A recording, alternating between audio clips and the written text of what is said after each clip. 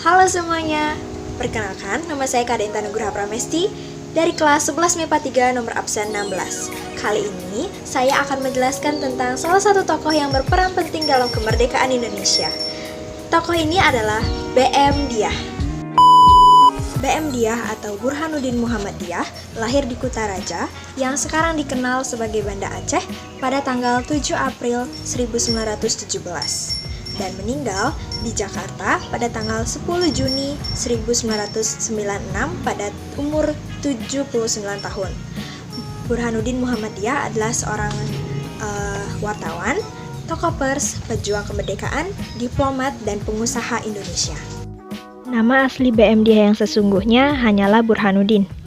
Nama ayahnya adalah Muhammad Dyah yang berasal dari Barus, Sumatera Utara. Ayahnya adalah seorang pegawai pabean di Aceh Barat yang kemudian menjadi penerjemah. Burhanuddin kemudian menambahkan nama ayahnya ke namanya sendiri. Ibunya, Siti Saidah, istri pertama Dyah, berasal dari Aceh yang menjadi ibu rumah tangga. Burhanuddin, anak bungsu dari 8 bersaudara, juga mempunyai 2 orang saudara tiri dari istri kedua ayahnya.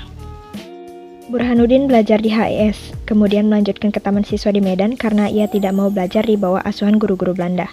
Pada usia 17 tahun, Burhanuddin berangkat ke Jakarta dan belajar di Kesatriaan Institute yang dipimpin oleh Dr. E.E. Deosdeker. Burhanuddin memilih jurusan jurnalistik, tetapi ia banyak belajar tentang dunia kewartawanan dari pribadi Deosdeker. Sesungguhnya, ia tidak mampu membayar biaya sekolah. Namun melihat tekadnya untuk belajar, Deosdeker mengizinkannya terus belajar dan bahkan memberikan kesempatan kepadanya menjadi sekretaris di sekolah. Setelah tamat belajar, Burhanuddin kembali ke Medan dan menjadi redaktur harian Sinar Daily. Ia tak lama bekerja di sana, karena 1,5 tahun kemudian ia kembali ke Jakarta dan bekerja di harian Sinpo sebagai tenaga honorer. Tak lama kemudian, ia pindah ke Warta Harian. 7 bulan kemudian, koran itu dibubarkan karena dianggap membahayakan keamanan. Burhanuddin kemudian mendirikan usahanya sendiri, Bulanan Percaturan Dunia. Setelah tentara Jepang datang dan menjajah Indonesia, Burhanuddin bekerja di Radio Hosokyoku sebagai penyiar siaran bahasa Inggris.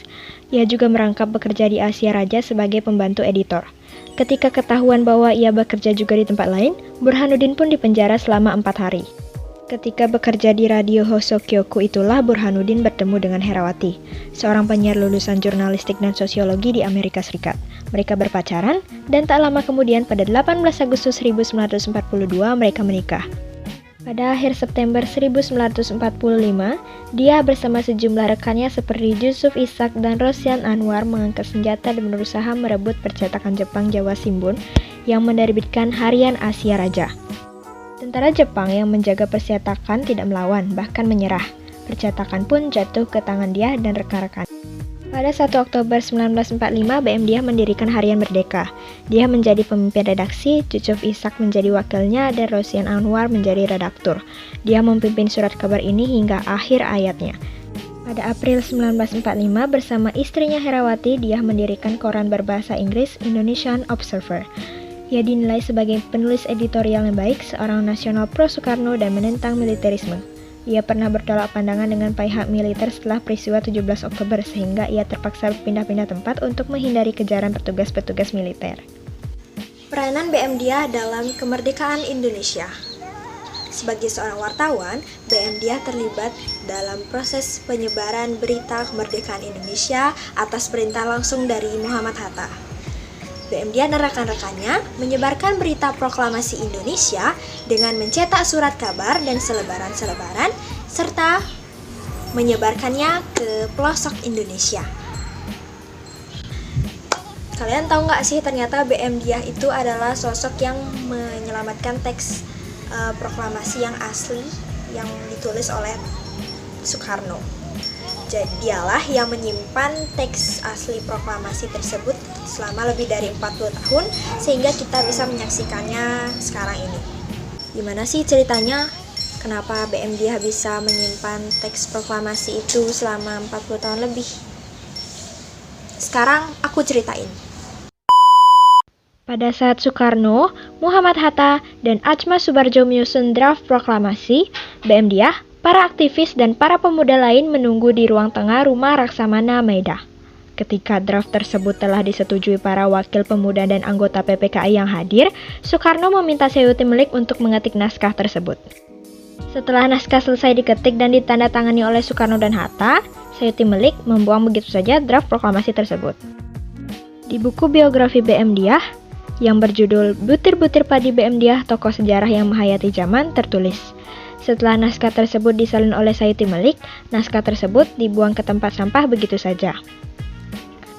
Tidak ada yang peduli dengan draft tulisan tangan tersebut. Namun pemikiran dan naluri B.M. Dyah sebagai wartawan mengatakan ia harus menyelamatkan setiap bukti dari setiap peristiwa.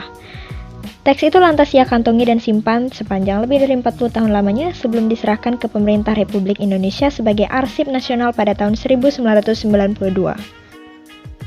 Meski yang diakui secara otentik adalah teks yang diketik oleh Sayuti Melik, namun keberadaan kertas konsep tulisan tangan Soekarno yang didikte oleh Hatta itu adalah termasuk arsip penting sebagai memori bangsa.